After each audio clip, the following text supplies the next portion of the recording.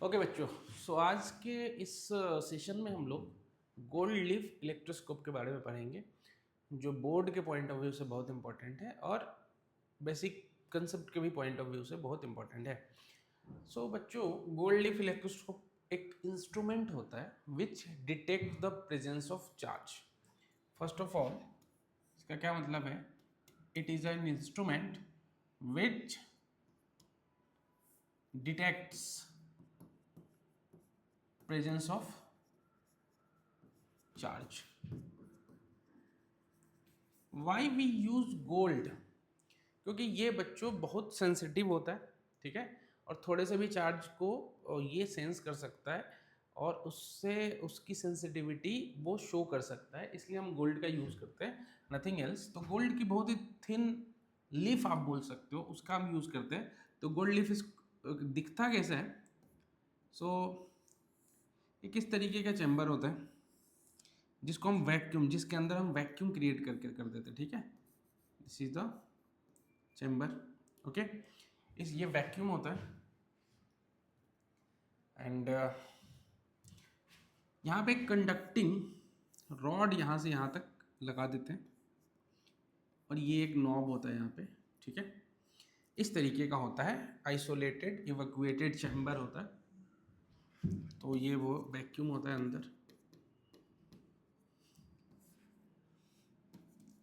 Conductor होता है और ये ग्लास चैम्बर इस तरीके का होता है।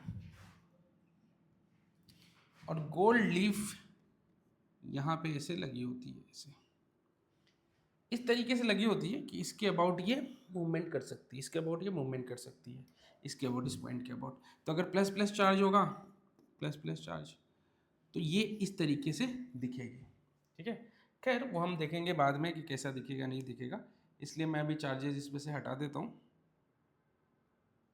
ठीक है। जैसे ही चार्ज आएगा तो उसको उसके हिसाब से हम करते हैं। तो हमारे पास कई सारे केसेस हैं।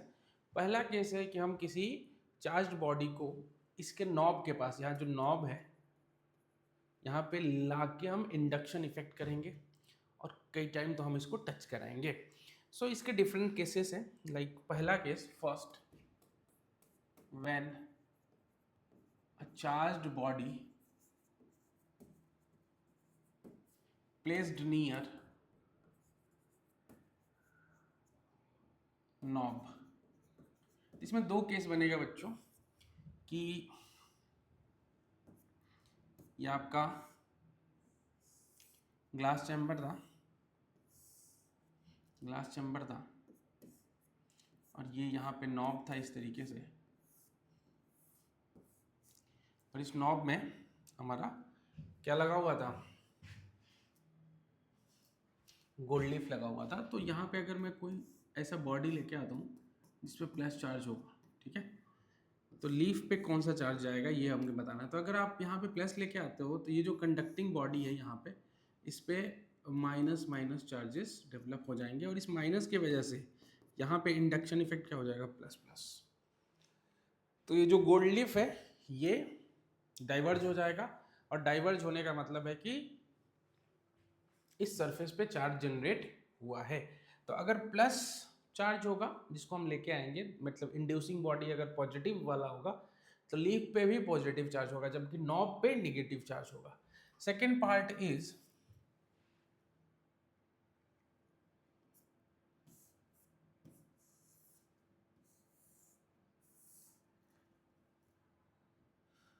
सेकेंड पार्ट इज कि ये फिर से नॉब है और यहाँ पे हम लोग negative charge body, inducing body लेके आते हैं। इसके वजह से यहाँ पे बच्चों प्लस चार्ज डेवलप हो जाएगा और यहाँ पे माइनस चार्ज डेवलप होगा। This is similar to the previous case जिसमें हम किसी चार्ज बॉडी को लेके आते हैं तो equal and opposite charge develop होता है। तो अगर इंड्यूसिंग बॉडी निगेटिवली चार्ज होगा तो लीफ पे भी चार्ज निगेटिव होगा, ये पूछा जाता है क्वेश्चन में ऑलवेज। सो याद रखिए आप कि इंड्यूसिंग बॉडी का जो चार्ज होगा वही चार्ज गोल्ड लीफ पे भी होगा। सेकेंड पार्ट जिसमें हम इसको टच करा देते हैं, second part, when charged body is in contact contact with knob. ठीक है, इसमें भी दो केसेस बनेंगे बच्चों। ये आपका ग्लास जार जो भी है, ये ऐसा ग्लास जार है, ये ऐसा कंडक्टर बॉडी, यहाँ पे नॉब है। बी केसेस ऑल्सो,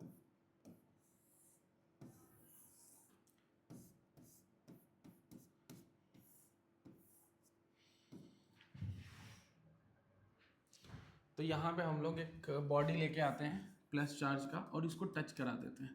तो अगर प्लस टच कराएंगे तो यहाँ भी प्लस ही होगा और ये प्लस चार्ज जाने लगेगा और लीफ पे भी क्या होगा, प्लस चार्ज ही होगा, डाइवर्ज हो जाएगा।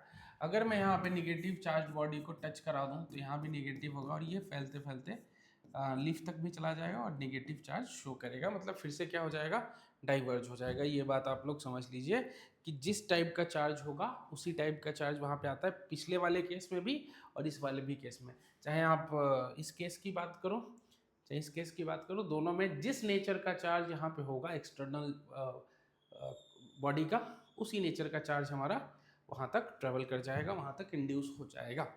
So this is the two part. Third part is when X-ray is passed through this instrument। अगर इस इंस्ट्रूमेंट के थ्रू एक्सरे को पास किया जाए, तो एक्सरे किस लिए जाना जाता है? देखो, एक्सरे अगर हम पास कर रहे हैं और एयर है मीडियम में तो वो आयोनाइज कर जाएगा। एयर नहीं है अगर मीडियम में तो गोल्ड लीफ एक मेटल है तो ये फोटो इलेक्ट्रिक इफेक्ट शो कर सकता है। फोटो इलेक्ट्रिक इफेक्ट का मतलब क्या है कि जब भी लाइट किसी सरफेस पे फॉल होती है तो वहाँ से इलेक्ट्रॉन एमिट होना शुरू होता है। तो ये दोनों फेनोमेना यहाँ पे हो सकता है, जिसमें पार्ट ए कि ये आपका नॉब था, नॉब वाला कंडक्टिंग रॉड, पूरा जार नहीं दिखा रहा हूँ मैं।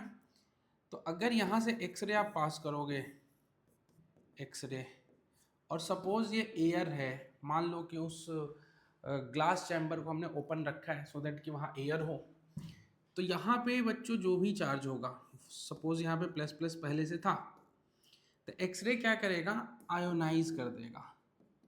आयोनाइजेज का मतलब है कि एयर के साथ मिलके ये बहुत सारे प्लस और माइनस चार्ज को क्रिएट कर देगा। तो आयोनाइजेशन के वजह से plus minus plus minus minus plus ये हमारा एक्सरे कर देंगे भाई साहब।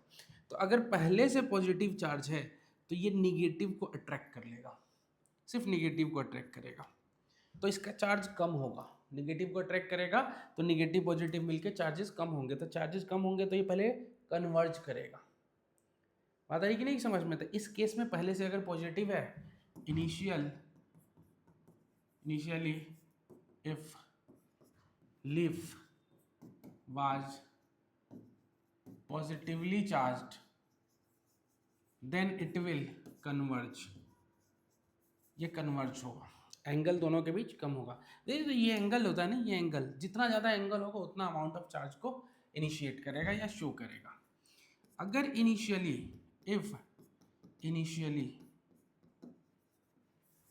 लीफ was negatively चार्ज्ड, तब क्या होगा, खुद सोचिए कि अगर लीफ पे पहले से निगेटिव चार्ज था, ठीक है, निगेटिव चार्ज था, तो हमारे पास आयोनाइजेशन की वजह से क्या हुआ, प्लस माइनस बहुत सारे आ गए, तो ये प्लस चार्ज को क्या करेगा, अट्रैक्ट करेगा और खुद को न्यूट्रलाइज करने की कोशिश करेगा। तो इसमें भी हमारा जो दोनों के बीच का एंगल है वो कम ही होगा, तो कन्वर्ज होगा। तो चाहे प्लस पॉजिटिवली चार्ज हो चाहे निगेटिवली चार्ज हो, हमेशा एक्सरे पास जब करेंगे जब एयर मीडियम होगा तो इस केस में ये कन्वर्ज ही करेगा।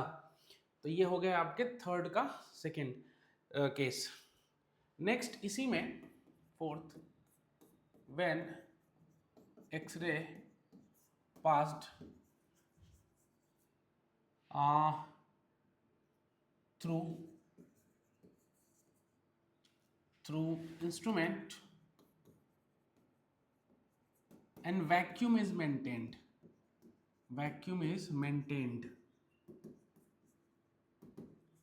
अगर वैक्यूम मेंटेन होगा बच्चों, तो देखिए हो सकता है कि पहले से प्लस चार्ज हो, और ये भी हो सकता है कि पहले से निगेटिव चार्ज हो इस पे।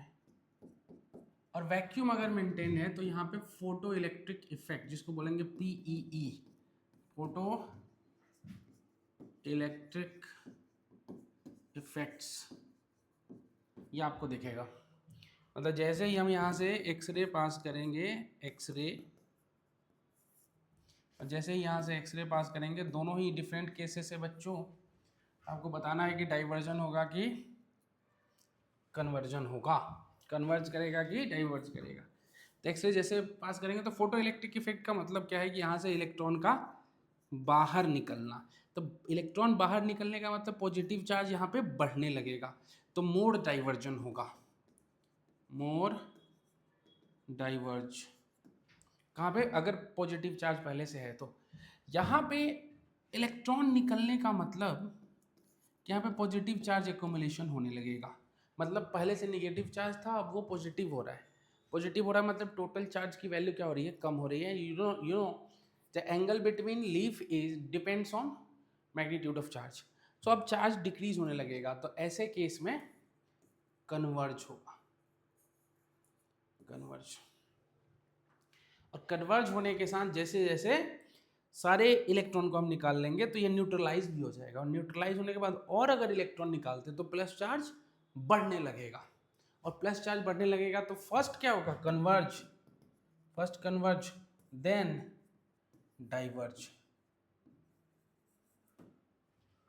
मतलब पहले जैसे मान लो कि -5 कूलम है, आपने +1 दिया, +2 दिया, +5 जैसे करोगे तो टोटल चार्ज क्या हो गया? 0। तो फिर से ये लीफ जो है इसे सीधा हो जाएगा, और निकाला आपने इलेक्ट्रॉन, तो अब क्या होगा? अब धीरे धीरे +1 +2 +3 होना शुरू होगा, तो फिर से बढ़ना शुरू होगा। तो this is similar to this कि कन्वर्ज फिर डाइवर्ज। तो ये सारे केसेस हैं, आपको मैंने 4 केसेस बताया। पहला केसेस बताया आपको इंडक्शन बेस्ड, दूसरा आपको कंडक्शन बेस्ड बताया, तीसरा आपको एक्सरे बताया बट एयर के प्रेजेंस में बताया, और चौथा आपको मैंने एक्सरे बताया इन एब्सेंस ऑफ एयर, यानी वैक्यूम के फॉर्म में। इससे ज़्यादा कुछ भी आपको पढ़ने की ज़रूरत नहीं है। हमारा जो मॉड्यूल है उसमें कुछ क्वेश्चन है इसके बेस पे थियोरेटिकल, उसको आप कर लीजिए। इससे ज़्यादा जानकारी की आपको बिल्कुल ज़रूरत नहीं है, चाहे वो नीट लेवल हो, चाहे जेई लेवल हो, चाहे बोर्ड का लेवल।